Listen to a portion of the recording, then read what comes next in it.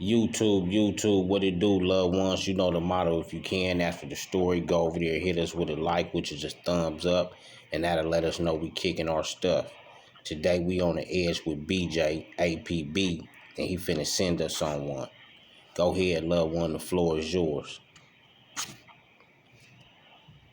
All right, peace and blessings to everybody. Today we got a good story, and this story is a phenomenal crip. This is the story of Mr. Hot Dog, Big Hot Dog, 46 neighborhood crip. I first met Hot Dog when we was kids. It was like 79, 80, 81, somewhere in there. Hot Dog's grandmother had married my grandfather, Mr. Eddie Lowe. And when Eddie Lowe and Hot Dog's grandmother had moved in together, I used to go over there to the house, which was located on Vernon at the time, between Gramercy and Western. When I used to go over there, me and Hot Dog used to sit down, play with each other. Me, Hot Dog, and at the time he only had one sister. And we all used to sit in the house and play with each other. Kim, she became my mentor as well as Hot Dog because she liked to fight. So Kim used to wrestle. This call and your telephone number will be monitored and recorded. Kim was good at wrestling. I think she had a degree in wrestling because when we was kids, I couldn't beat her for nothing in the world. And Hot Dog used to laugh and he cheerlead while his little sister would wrestle me down. As we got older, when we got in our teens, me and Hot Dog used to meet up, and we would always meet up in the King Parade. We used to get in the King Parade, King Boulevard Parade, and we used to pop lock. Our schools would pop lock against each other. So if you look at some old video footage, you'll see us pop locking and with white suits on and throwing Jerry juice all over the collar of our neck. Our neck collars used to be brown when we get home from all the Jerry curl juice. We pop locking and splashing Jerry juice everywhere. Yeah. As we both got a little older in our teens, we both started getting heavily involved in the gangs. When Hot Dog got heavily involved in the gangs, he also took getting his money serious. I remember I started getting in trouble on my side of town, so my parents just sent me over there to stay with Hot Dog and his family. And that way I could have somebody older than me to show me the right direction. Hot Dog used to get mad at me at times because by me being a blood and him being a Crip, he used to always try to get me to be a Crip. So every now and then, Hot Dog would do things like he would take me out there in the yard, make me get down one of his homeboys that he felt had a little squabble. Sometime I won, sometime I lost. That was part of the game. One of the biggest things that made me know Hot Dog was real serious about his gangbanging. I remember one time I came from school and Hot Dog was over there on Arlington. The VNGs had bust on him. They had shot his car up.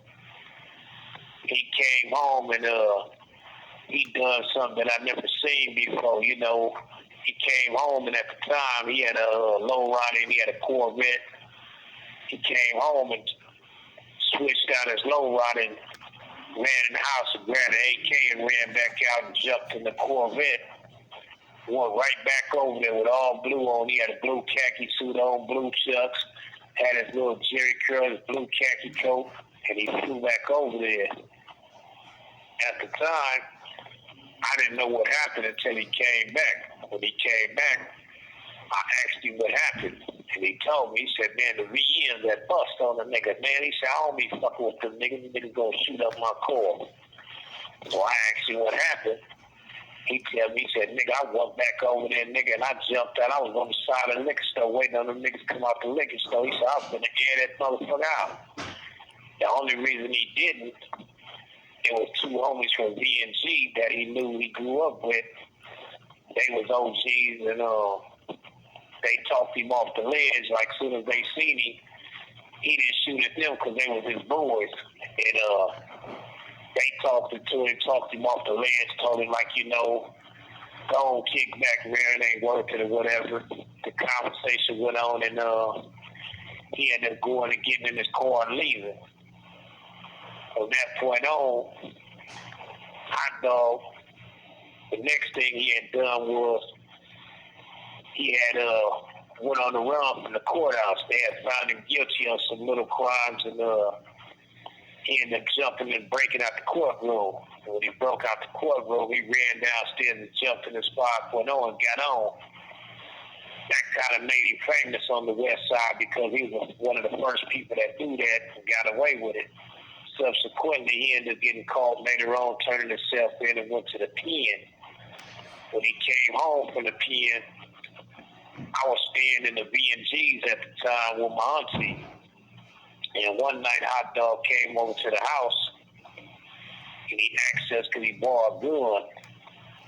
He wanted to borrow a gun because, again, he was blew down, and he had to walk down St. Andrews to get back to his side of the neighborhood. At the time, I didn't have a gun, so I told him I didn't have one. So I told him, I said, man, come on, I'll walk with you up to 48th. So as I walked with him, we walked up to 48th to St. Andrews. He crossed the street and went on into his neighborhood. I went back to my auntie's house. That next morning, we found out that the police had shot Hot Dog and paralyzed him. After they paralyzed him and put him in the wheelchair, they ended up paying Hot Dog for attacking him, unarmed man. After they paid him, Hot Dog had started, riding around doing things, trying to get his money right. He ended up buying a jewelry shop and invested in numerous projects. Right. Before Hot Dog died, he bought one of the cleanest lowriders I ever seen. He bought, I'm not sure if it was a 46 or a 47 Fleet line, but he bought one and painted it royal blue and took the inside of it and made the whole inside out of blue rag. That made me so intrigued by it that I asked him to fix my car up. And before I caught this case, he was going to take my Cadillac and do my Cadillac the same way, put the red rag interior inside of it. Don't get me wrong, I'm glad he didn't, because I probably wouldn't be here telling y'all this story. I probably would have got killed because I wouldn't have knew how to act as a kid with a car like that. Right. But anyway, Hot Dog ended up succumbing, ended up dying, and he left behind a well-known legacy. I had the opportunity to meet Hot Dog's little homie, Lil Hot Dog, and I think the other one is Tiny Hot Dog that I met. But I met Lil Hot Dog as a kid. I grew up with him, and I met Infant Hot Dog in Pelican Bay. And I just want to say, Hot Dog, I love you, relative. I appreciate everything you've done for me. I appreciate what you've done for the game. This call and your telephone number will be monitored and recorded. I remember the last time I seen you, you came over to my house in the Benz, in that 10 Benz.